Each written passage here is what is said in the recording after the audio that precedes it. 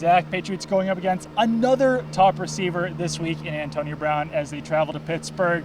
Question on a lot of people's minds is really, how do the Patriots handle Brown? They'll probably have to double cover him. It seems like usually when the Patriots take on those smaller receivers, it is Malcolm Butler who draws that coverage. Butler's been extremely good this season. How do you kind of see that shaking out? How do you see Butler's doing against Brown? I mean, I think Butler's been very underrated this season. Yeah. I feel like he's kind of catching some flack from some people.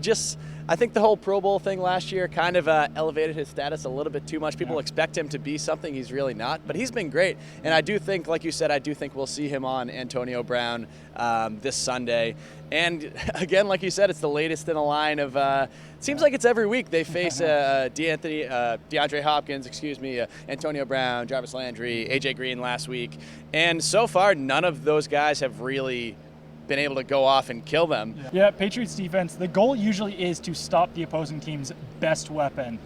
That's a tough choice this week because they've got Antonio Brown and they've got Le'Veon Bell. So I guess, how do they handle Bell? And if you were the Patriots, which one would you take the most seriously? Well, I think at least this weekend they have to take Bell the most seriously because the Steelers aren't going to have their starting quarterback. Ben Roethlisberger is out for this game, underwent surgery on his torn meniscus this week. They get Landry Jones, who's okay, but he's really not a guy he's really not a guy you have to look at and say, we need to prepare for Landry Jones in this game. Yeah, I agree, and I think that really will mean stacking the line for the Patriots. One of the keys really is stopping Bell in the passing game, and Dante Hightower is one of the best linebackers in the NFL at keeping running backs from having those big plays. He stops guys for 3-4 yard catches. Rarely do guys go off against Hightower, so he certainly will be key for a second week in a row. AFC Defensive Player of the Week last week, and he'll probably have to put up a similar performance this week.